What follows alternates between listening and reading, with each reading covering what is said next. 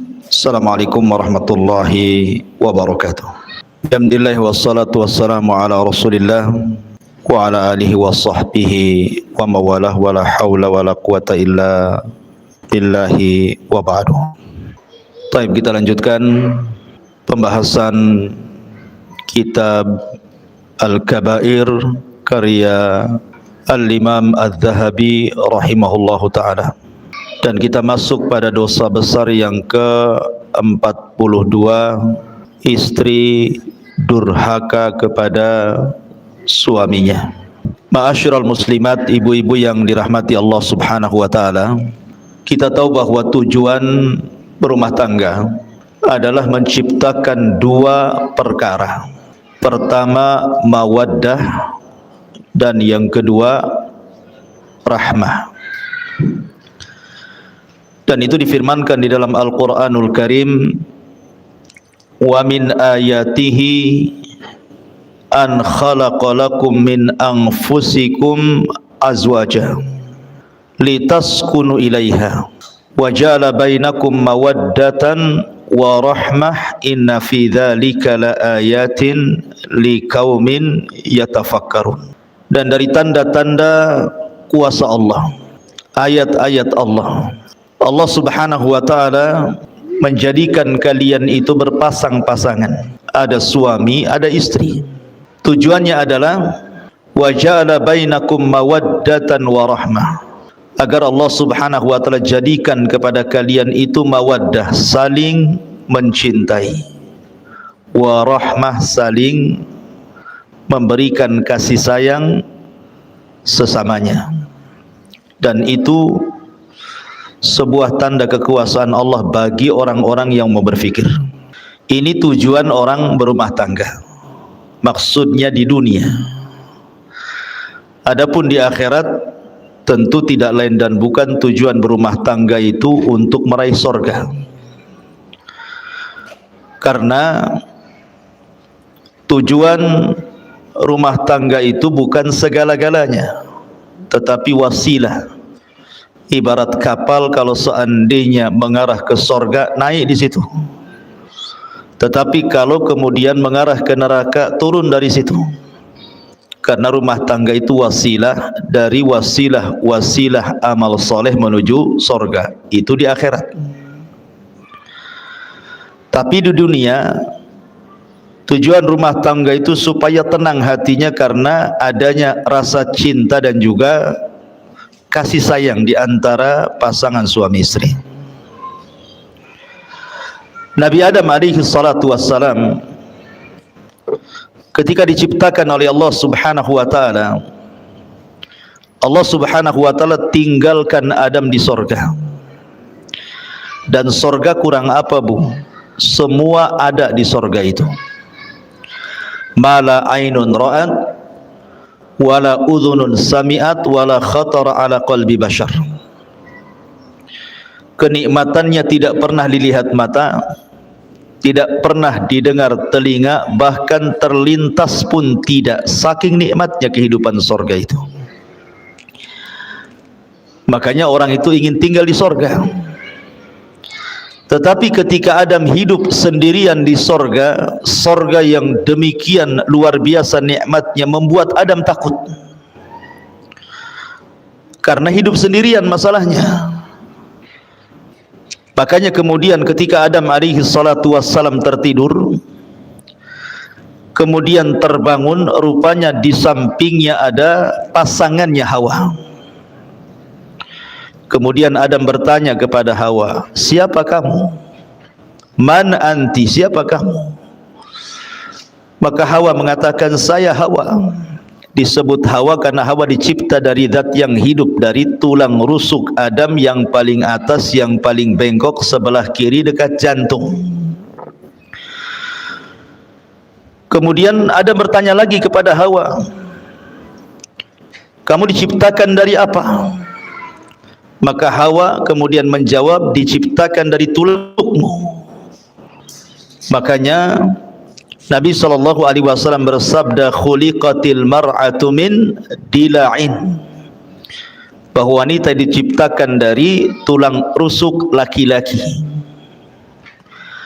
Kemudian Adam bertanya lagi, lalu apa tujuan Allah menciptakan kamu? Maka Hawa mengatakan, litaskun ilaika, liaskuna ilaika, agar aku memberikan ketenangan kepadamu. Dari sini Allah Subhanahu wa taala berfirman, wa ja'ala bainakum mawaddatan wa rahmah wa min ayatihi an khalaqa lakum min anfusikum azwaja litaskunu ilaiha wa ja'ala bainakum mawaddatan wa rahmah wa min ayatihi, dan dari tanda-tanda ayat-ayat Allah, Allah menjadikan kalian berpasangan, litaskunu, supaya memberikan ketenangan, Bu. Jadi ibu diciptakan oleh Allah Azza wa Jalla berpasangan dengan suami ibu itu agar ibu bisa memberikan ketenangan kepada suami.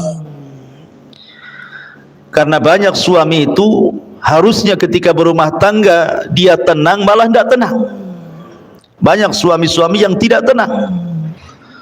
Kenapa? Karena pasangannya, istrinya tidak bisa memberikan ketenangan. Lah Hawa itu diciptakan untuk memberikan ketenangan kepada Adam.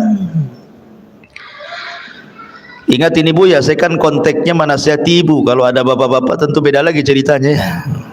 Jadi saya fokus saja ke ibu-ibu ya. Jadi yang diserang ya ibu saja ya.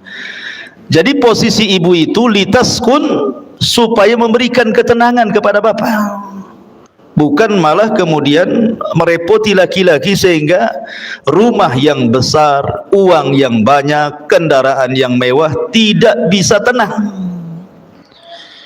Karena itu tidak bisa menenangkan, Bu. Harta sebanyak apapun laki-laki itu, mobil seindah apapun, uang sebanyak apapun, tanah seluas apapun, kalau di sampingnya tidak ada wanita, tidak akan tenang.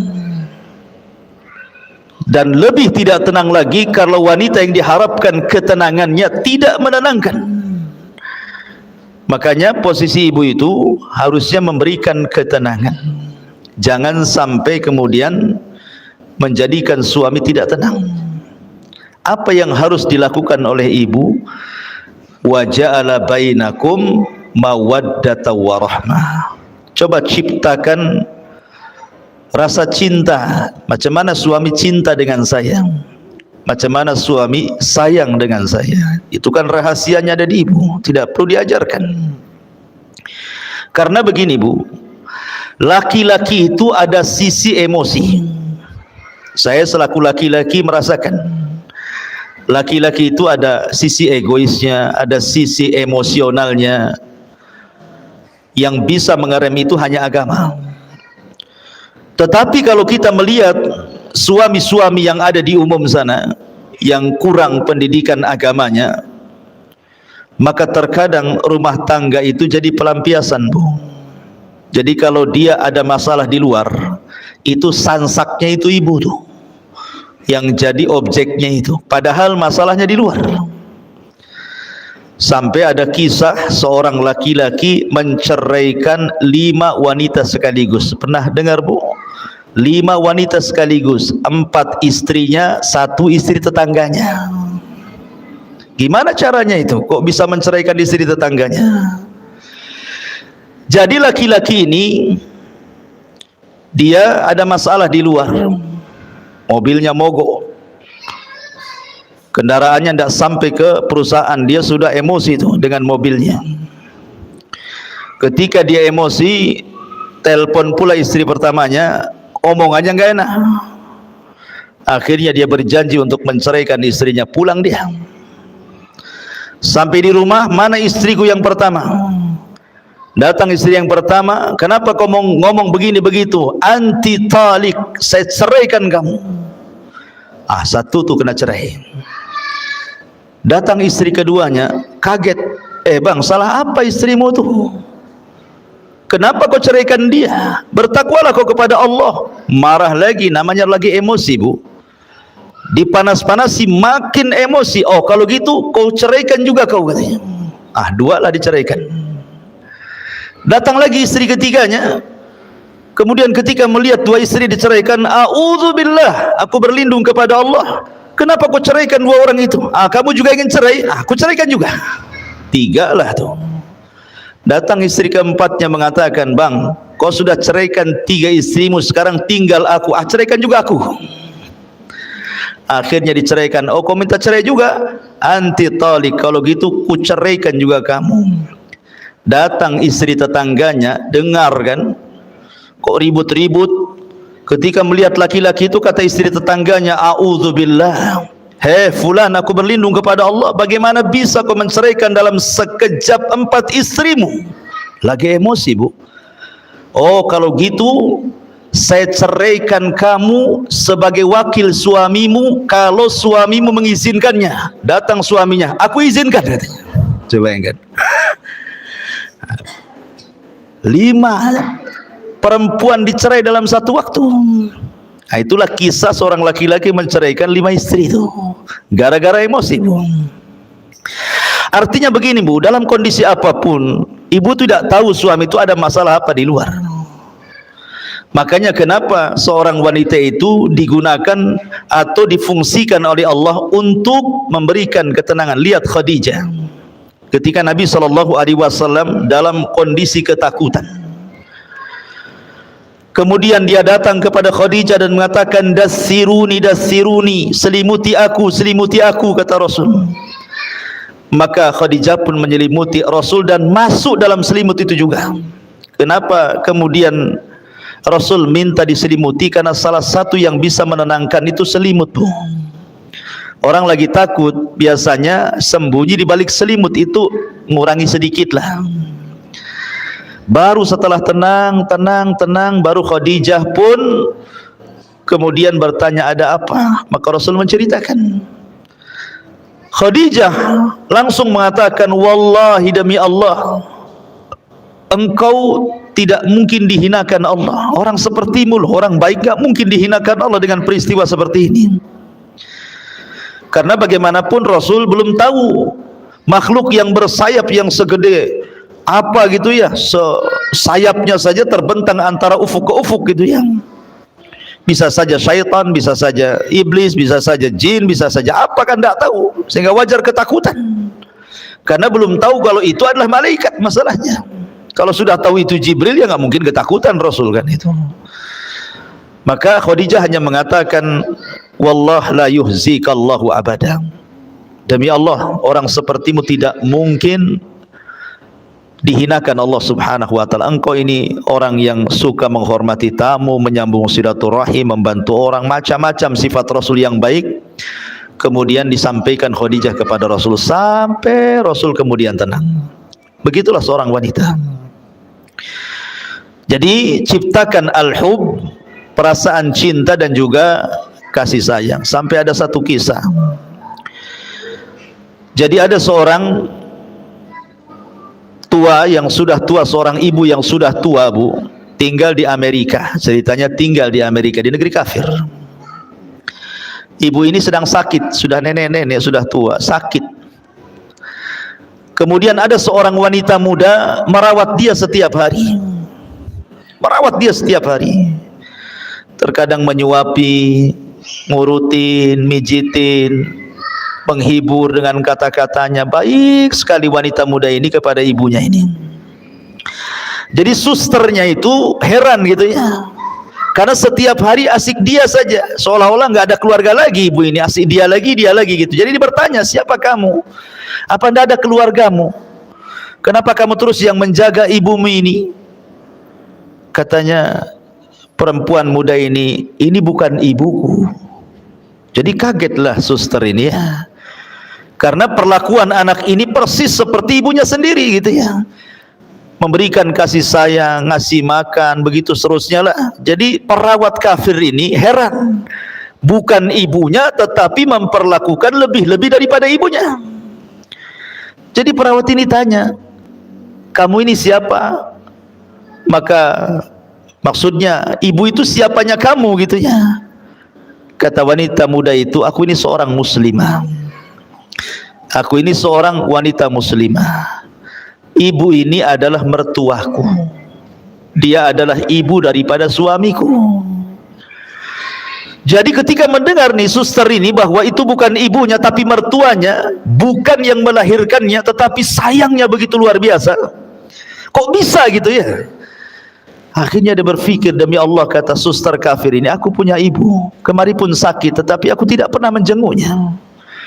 Terkadang hanya aku lewat WA saja, semoga lekas sembuh, tapi tidak pernah datang, apalagi sampai seperti menyuapi, menghibur, memijiti, dan begitu seterusnya gitu ya. Maka seorang wanita muslimah ini mengatakan, demi Allah, bahwa aku berbuat baik kepada mertuaku ini karena ini bagian daripada hakku berbuat baik kepada suamiku.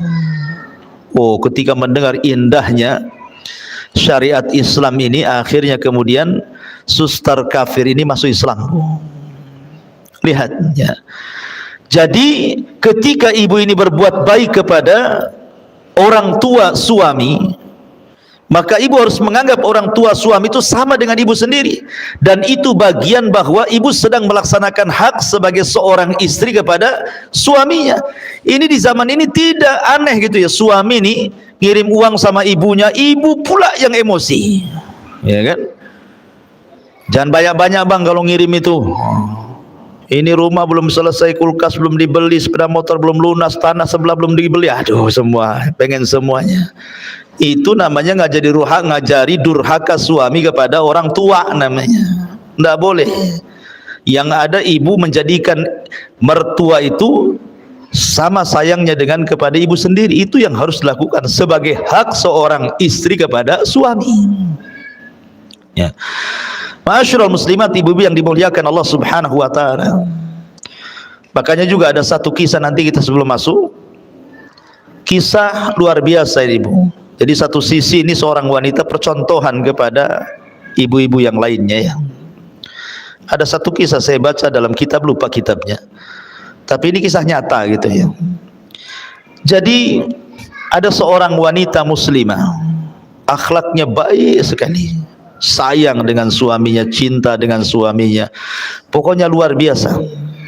Dia tidak pernah mengecewakan suaminya, tidak pernah kata-katanya menyakiti suaminya.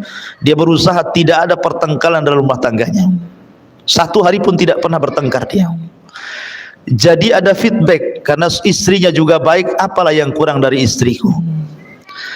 Tetapi yang kurang dari istrinya adalah istrinya tidak bisa melahirkan. Istrinya mandul, tidak bisa punya anak. Padahal yang namanya seorang orang tua, kalau anaknya meninggal itu kan diharapkan punya cucu, Bu ya. Tetapi ketika anaknya tahu tidak punya anak, kan kadang-kadang orang tua itu sedih. Tetapi karena istrinya ini memang betul-betul baik pada suaminya, dan suami juga sayang kepada istrinya gitu ya. Jadi istrinya ngomong sama suaminya, bang, baiknya abang nikah lagi saja. Boleh jadi dengan pernikahan kedua ada keturunan, supaya ada yang meneruskan generasi abang. Tapi abangnya tidak mau. Demi Allah, apalah yang ada di dunia ini sudah cukup ada padamu. Akhirnya kemudian didesak-desak suruh kawin lagi, tetap tidak mau. Ini hanya berlaku kepada kisah ini, Bu ya. Kalau ibu ngomong sama suami gitu, wah langsung besok kawin lagi itu. Ya, jadi ini maksudnya ini betul-betul sayangnya suami kepada istri seperti itu, karena istri pandai mengambil sayang suami. Sampai akhirnya Allah takdirkan istrinya ini diponis kanker rahim, dan kata dokter usianya tidak akan lama, paling lambat 1 bulan dia akan mati. Jadi istrinya ngomong sama abangnya, nih bang, tengok dokter sudah mengatakan bahwa usiaku tidak akan sampai 1 bulan, sebaiknya abang menikahlah, biar aku bisa menyaksikan pernikahan itu. Akhirnya kemudian suaminya tetap nggak mau. Bahkan dia ketika istrinya dirawat di rumah sakit itu, dia tinggalkan semua pekerjaannya. Dia duduk di samping istrinya, kemudian merawat istri, semua pekerjaan dibawa ke rumah sakit. Sampai betul prediksi dokter, belum 1 bulan istrinya menghembuskan napas terakhir. Betapa sedihnya seorang suami kalau yang dicintainya itu meninggal seperti itu. Lihat Nabi, 1 tahun meninggal Khadijah itu tidak bisa menghapus kesedihannya karena cintanya Rasul kepada Khadijah. Jadi setelah istrinya meninggal dunia, beberapa waktu setelahnya pembantunya datang membawa surat, dan pembantunya mengatakan, "Pak, ini surat dari istri Bapak semasa hidup. Saya dilarang memberikannya kecuali setelah wafatnya. Dan ini juga ada kado pemberian dari istri Bapak," katanya. Ada surat dan ada kado. Rupanya setelah dilihat kadonya hanya cermin biasa untuk mengaca. Kemudian dia menitip surat, dan isi suratnya dia memohon, "Bang, ketika aku di dunia aku memaksa engkau berpoligami supaya punya anak, abang tidak mau. Saya paham, boleh jadi abang takut saya cemburu. Tetapi apalah cemburu sekarang? Istrimu sudah meninggal dunia. Tidak mungkin orang di kuburan akan cemburu kepada orang yang di atas kuburan. Tolonglah menikah, Bang. Kalau abang cinta dengan aku, kalau dia punya anak perempuan, kasih nama anak itu diriku, supaya menunjukkan bahwa sayang itu sampai ke kuburan," katanya. Luar biasa Bu ya kisah ini. Kayak sinetron aja Ustaz. Enak kali kalau punya kisah kayak gini ya.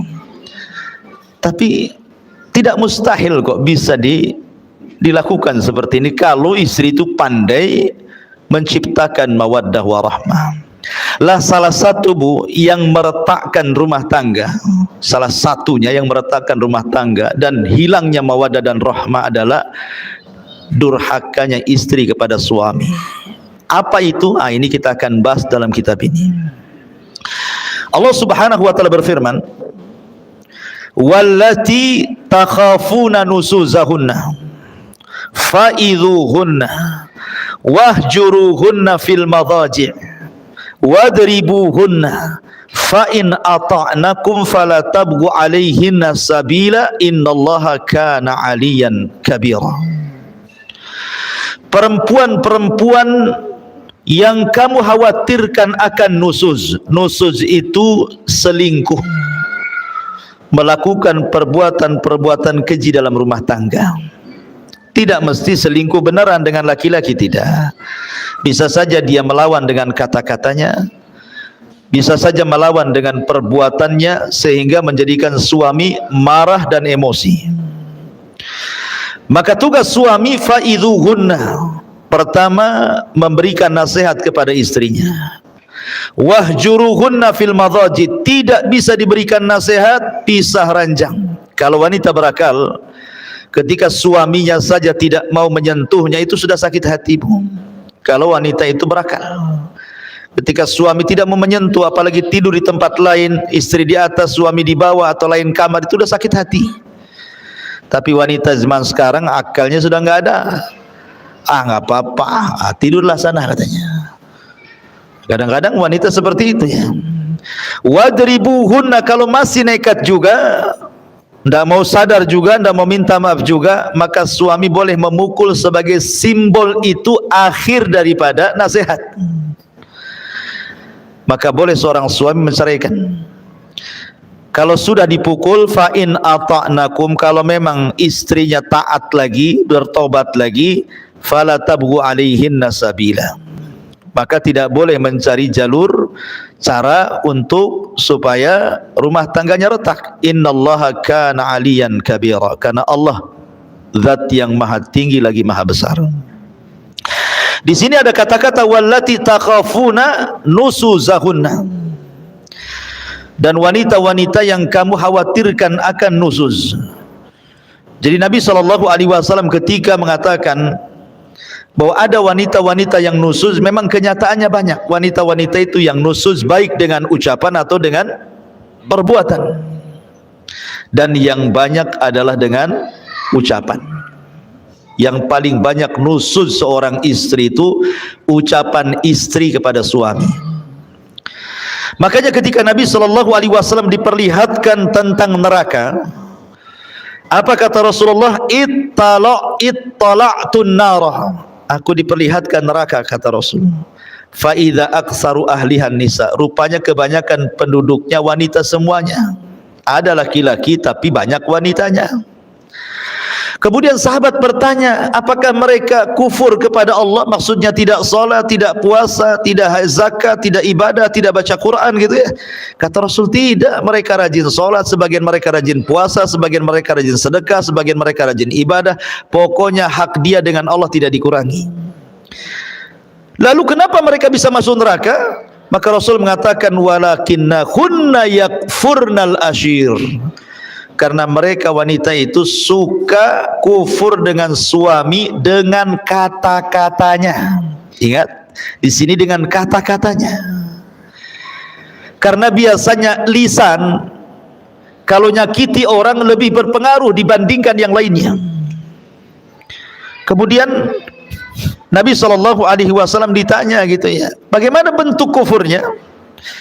Maka bentuk kufurnya adalah apabila seorang suami banyak melakukan kebaikan kepada ibu, kemudian ada kesalahan satu kali, tiba-tiba ibu mengatakan, engkau belum pernah berbuat apa-apa kepada saya. Abang ini sebenarnya tidak cinta sama saya. Abang ini tidak pernah memberikan perhatian. Abang ini begini-begini. Intinya bahwa menghapus semua kebaikannya. Harusnya seorang istri sebelum ngomong yang nyelekit kepada suami itu, la yafruku mu'minun mu'minatan.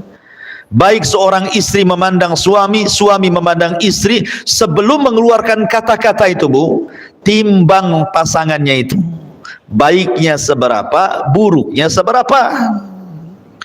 Kalau seandainya keburukannya hanya 30%, kebaikannya 70%, lalu kenapa kemudian ibu ngomong seperti itu? Itulah yang disebut dengan insaf dalam rumah tangga namanya. Insaf dalam rumah tangga itu sebelum ngomong, timbang-timbang dulu. Suami ini lebih banyak baiknya atau lebih banyak buruknya gitu loh. Supaya seimbang rumah tangga, dan disitulah kemudian suami akan tenang karena ibu yang memberikan ketenangan. Lah di sini Nabi SAW mempertegas lagi apa yang dimaksud nusus di sini. Nabi mengatakan, idza da'a ar-rajulu imra'atahu ila firashihi falam ta'tihi fabata ghadbana 'alaiha la'anathal malaikatu hatta tusbiha. Apabila seorang suami mengajak istrinya ke tempat tidur, tetapi sang istri menolaknya, sehingga sang suami marah-marah sepanjang malamnya dongkol, maka para malaikat akan melaknat ibu tersebut atau istri tersebut sampai datang waktu subuh. Subhanallah. Di dalam hadis, Bu, ada yang mengatakan apa? Idza tazawwaja ahadukum faqad istakmala nisfa dini. Apabila seorang itu menikah, berarti seseorang sudah mendapatkan separuh agama, kan gitu ya. Ibu dapat separuh agama, bapak pun dapat separuh agama. Apa yang dimaksud separuh di sini? Separuh agama yang dimaksud dalam rumah tangga adalah kebutuhan biologis. Ya Ibu ya. Jadi separuh agama itu artinya kebutuhan biologis. Karena kalau orang tidak berpasangan, tidak punya istri atau tidak punya suami, cenderung maksiat kepada Allah Azza wa Jalla. Cenderung maksiat kepada Allah Azza wa Jalla, berzina, zina mata, zina telinga, zina pikiran, bahkan terkadang dibenarkan dengan zina kemaluan gitu ya.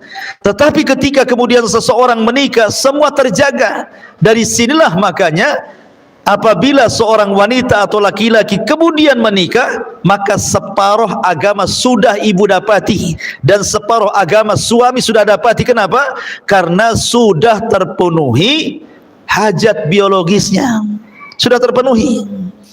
Ya. Jadi separuh agama itu ada hubungan suami istri.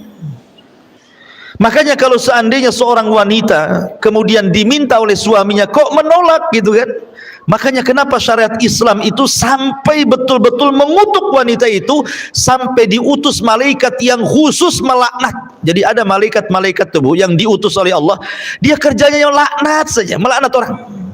Dia nggak ada lagi kerjanya malaikat tuh. Dia tugasnya hanya melaknat, mengutuk. Nah itu saja.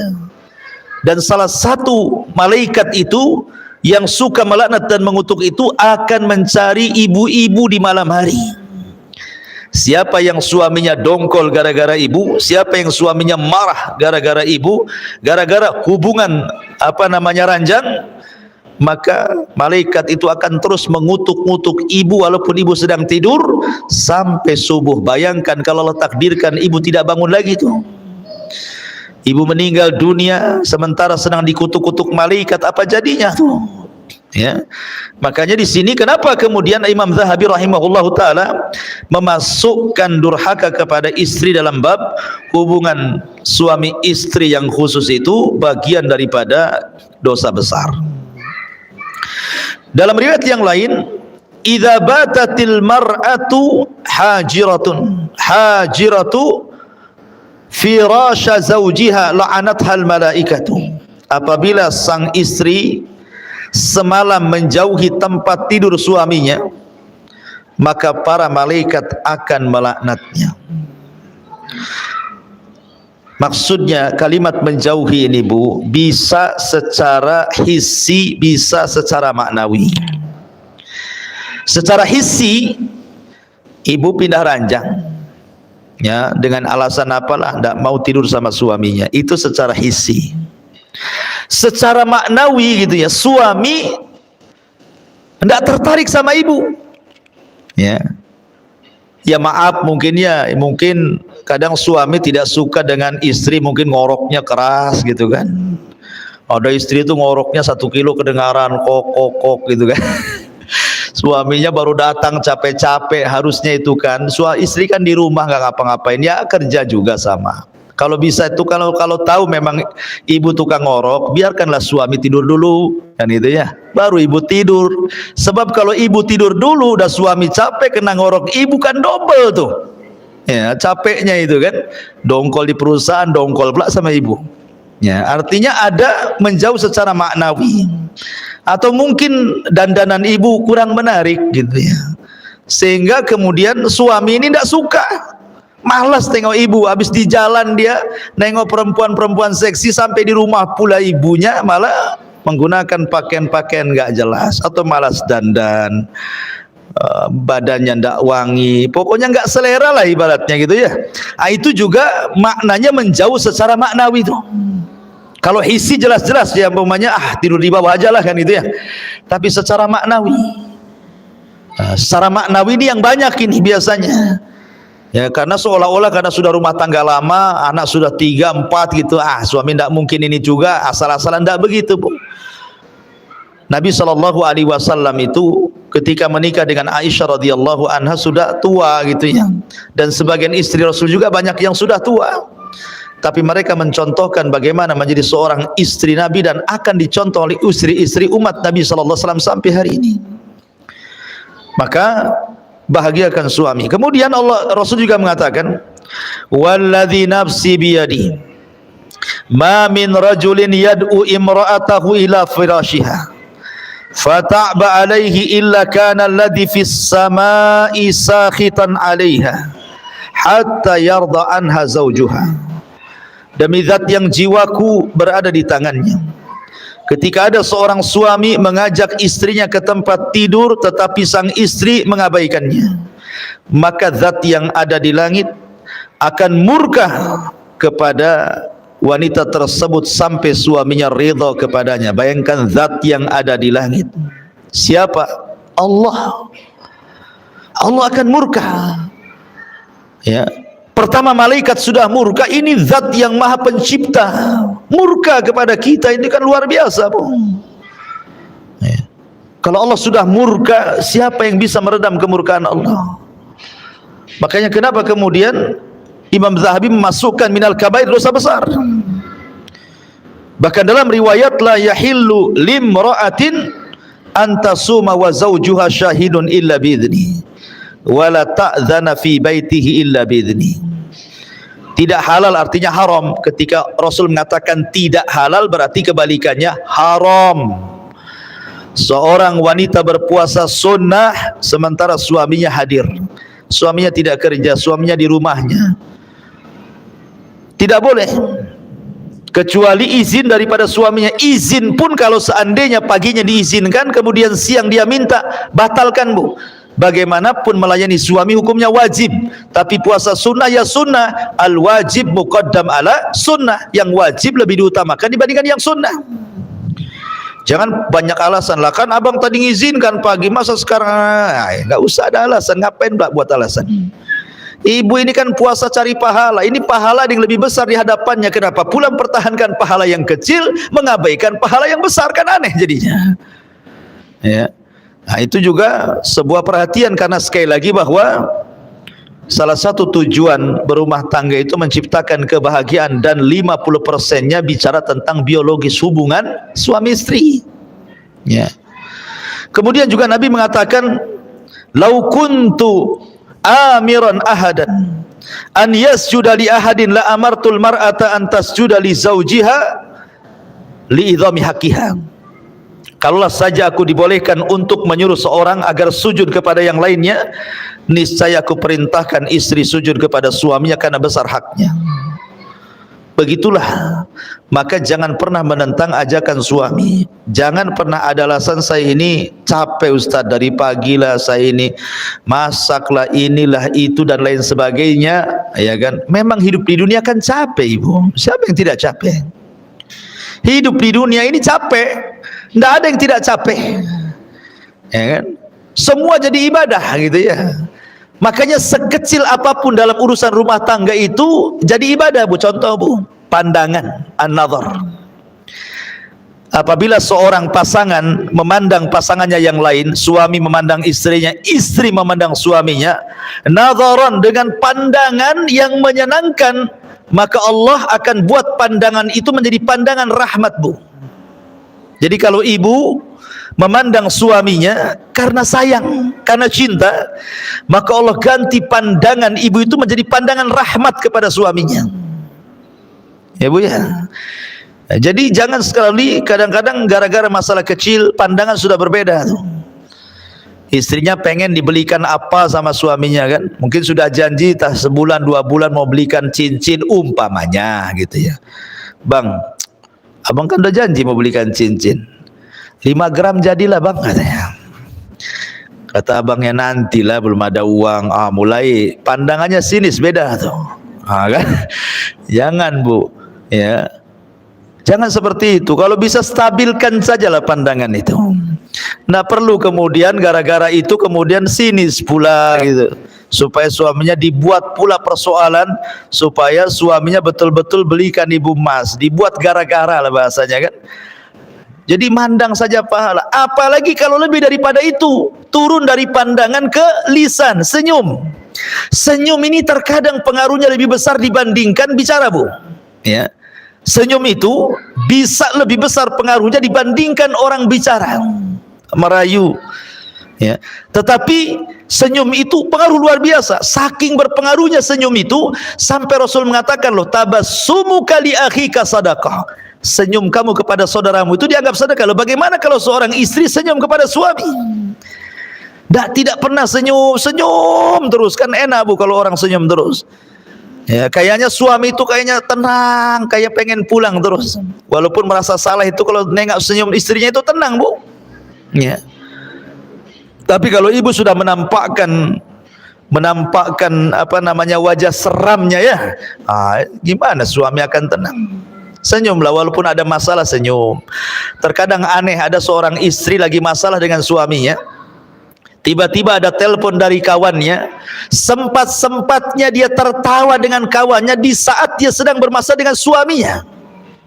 Padahal tertawa dan senyum kepada kawannya dalam telepon itu dibuat-buat karena hatinya dia sedang dongkol gitu loh. Kalau dia bisa membuat senyum pura-pura kepada kawannya seolah-olah tidak ada masalah, kenapa tidak bisa buat pura-pura senyum kepada suaminya, Bu? Kan gitu ya? Kan aneh jadinya.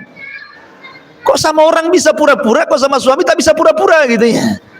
Buatlah senyum pura-pura, ada apa-apa senyum pura-pura. Masalahnya gini, Ustaz, saya kalau senyum-senyum kepada suami apa kau, katanya? Ada apa? Ya karena ibu jarang senyum. Jadi kalau ibu senyum, suami udah deg-degan tuh jadinya. Ini jangan-jangan ada maunya nih kan gitu ya. Nah, tapi kalau orang senyum terus kan nggak curiga suami itu. Ini jarang senyum, sekali senyum pasti ada apa-apa itu di balik senyum tuh.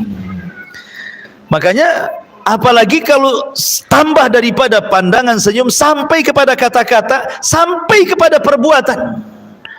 Maksudnya perbuatan itu ibu menyenangkan suami, betul-betul menyenangkan gitu ya. Mampu menjaga badan, mampu menjaga badan. Ini enggak gitu ya. Makin bulan kok makin tambah lah beratnya ini. Timbangannya sampai jarumnya nggak ada lagi angkanya. Ya. Jadi jagalah penampilan, jaga pakaian, jaga semuanya. Nggak masalah, saya sudah tua Ustaz. Nggak ada agama itu, nggak ada tua, nggak ada muda. Ya, agama itu semua sama. Ya, mau tua, mau muda, mau baru kawin, mau sudah lama kawin, semua sama. Karena inti rumah tangga itu adalah mencari redha. Sementara suami itu ibaratnya ibu bagi suami.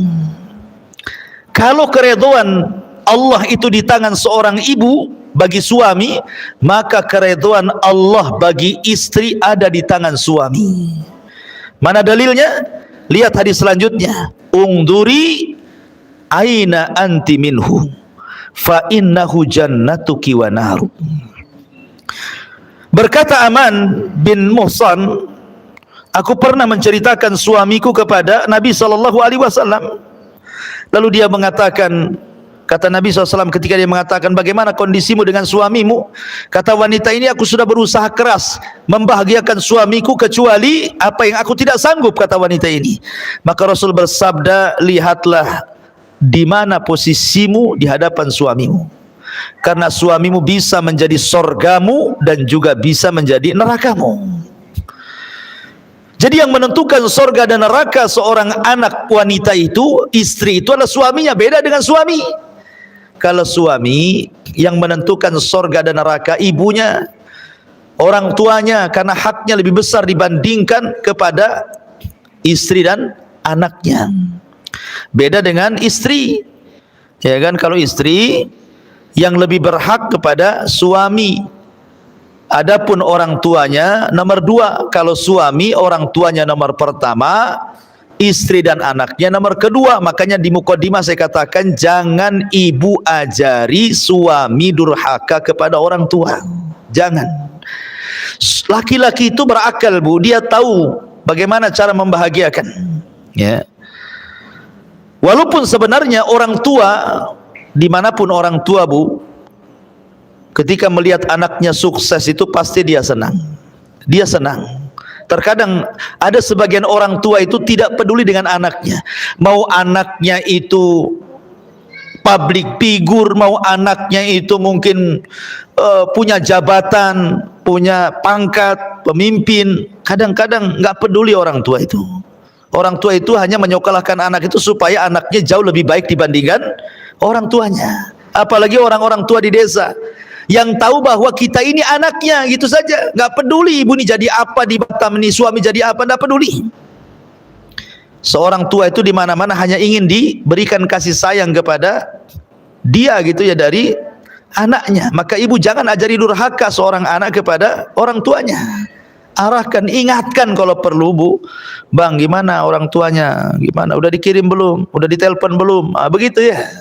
Dia didoakan belum itu kalau sudah meninggal, sedekahlah untuk orang tua abang. Begitu harusnya. Bukan ngalang-ngalangi gitu ya. Makanya penting sekali. Mungkin saya pernah cerita ya, saya dengar salah satu ustadz itu, Ustadz Pekanbaru kalau nggak salah itu, menceritakan tentang aduan seorang ibu kepada anaknya. Gara-gara anaknya itu dilarang-larang istrinya tidak boleh nelpon sama orang tuanya. Padahal anaknya ini sukses, secara dunia sukses. Jadi ibunya itu nelpon dari kampung. Assalamualaikum nak. Waalaikumsalam. Kata ibunya, nak, sudah lama hampir 1 tahun kau tidak telepon aku. Kata anaknya, iya Bu, alasannya sibuk pekerjaan. Padahal istrinya yang menghalang-halangi itu. Kemudian ibunya yang mengatakan, ya sudah, yang penting kau sehat-sehatlah di situ dengan anak binimu. Kemudian 2 bulan selang ibunya telepon lagi, dengar berita bahwa anaknya bisa beli mobil. Oh, senanglah ibunya. Dia mengatakan, "Nah, saya dengar kau beli mobil bagus." Kata anaknya, "Ya, alhamdulillah, kau pandai menyenangkan anak istrimu. Lihat, orang tua itu di mana-mana. Kalau dia berakal, Bu, ketika suaminya bisa menyenangkan anak istrinya, itu senang dia." Ya, beda dengan seorang istri apabila seorang suami menyenangkan orang tuanya tidak senang. Ada istri yang kayak gitu tuh, tidak senang. Tapi kalau orang tua, kalau seorang suami sendiri menyenangkan keluarganya, senang dia. Kenapa? Punya anak yang bertanggung jawab. Kemudian ditelepon lagi gitu kan, "Nah, saya dengar kau punya baru beli rumah gitu ya. Alhamdulillah, kau pandai bertanggung jawab." Akhirnya sampai kepada ceritanya mengagetkan karena rupanya istrinya ini suka dengan binatang, suka dengan anjing pula istrinya itu. Jadi suaminya belikan anjing lah, tak tanggung-tanggung, harganya 40 juta, beli dari Belanda lagi. Wah, banyak kali tuh, beli anjing saja 40 juta, impor lagi dari Belanda. Akhirnya terdengar sama ibunya, teleponlah ibunya, "Nah, apa benar kau beli anjing 40 juta dari Belanda?" Kata anaknya, "Betul, Bu." Dia nutup-nutupi istrinya.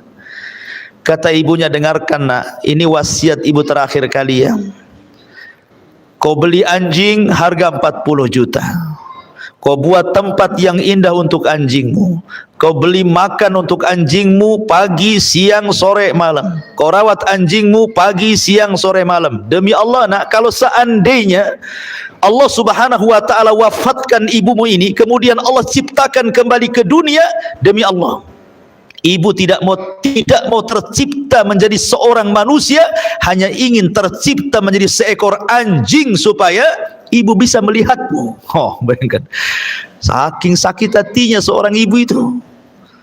Ya, padahal doa seorang ibu itu satu kali saja, Bu. Satu kali saja seorang ibu itu berdoa, kata Imam Syafi'i, itu sudah cukup bisa membahagiakan rumah tangga anaknya. Tapi orang tua hari ini banyak mendoakan kebaikan orang tua, bukan hanya sekali, tapi tidak diijabah oleh Allah. Kenapa? Karena anak terlampau banyak menyakiti orang tuanya, sehingga doanya tidak diijabah. Padahal yang namanya orang tua kandung itu cuma satu, Bu. Ayah kandung pun cuma satu. Nggak ada ibu kandung, ayah kandung kedua, itu nggak ada ceritanya. Artinya bahwa kalau masih hidup dan dekat, kunjungi, ajak suaminya. Kalau jauh, telepon, seringlah telepon. Kalau memang sudah meninggal, ajak ke kuburannya, ziarah, kemudian berdoa, bersedekah, kan begitu. Lah harusnya istri mendorong-dorong suaminya untuk melakukan seperti itu. Kemudian Rasul mengatakan, "La yanzurullah ila imra'atin la tashkuru li zawjiha wa hiya la tastaghni anhu." Allah tidak akan melihat kepada seorang istri yang tidak bersyukur kepada suaminya sedangkan ia masih membutuhkan suaminya. Dia butuh suaminya tapi dia tidak sayang. Ini wanita terlaknat kan ini. Dan yang terakhir, "Man kharajat min baiti zawjiha la'anathal malaikatu hatta tarji'a aw tahtub." Barang siapa seorang istri yang keluar dari rumah suaminya tanpa izin suami, maka para malaikat akan melaknat hingga dia kembali atau bertobat. Banyak istri gara-gara bertengkar dengan suami dia nggak sabar, akhirnya ditinggalkan suaminya, pulang ke rumah orang tuanya. Itu kan banyak tuh kasus-kasus kayak gitu, Bu ya. Dia tidak baca hadis ini. Ya, Allah laknat. Kalau ada permasalahan dengan suami, maka cobalah cari solusi berdua. Kalau tidak sanggup, maka libatkan keluarga, atau mungkin ustad-ustad, atau mungkin wejangan-wejangan dari tokoh-tokoh yang mungkin dekat dengan suami, atau bisa mendamaikan, atau bisa menenangkan. Yang jelas jangan terburu-buru keluar, apalagi tanpa izin suami. Itu ada masalah. Tidak ada masalah saja tetap dilaknat. Makanya biasakan, Bu, keluar ke tetangga saja, izin sama suami, walaupun suami lagi kerja, WA lah gitu, "Bang, saya mau ke rumah tetangga," gitu ya. Minta izin, apa salahnya? Apalagi jauh, apalagi ada masalah. Ya, maka ini harus diperhatikan dosa besar yang seperti ini, karena bagaimanapun itu penentu surga dan neraka ibu di hadapan suami. Wallahu a'lam bishawab. Ini yang bisa sampaikan.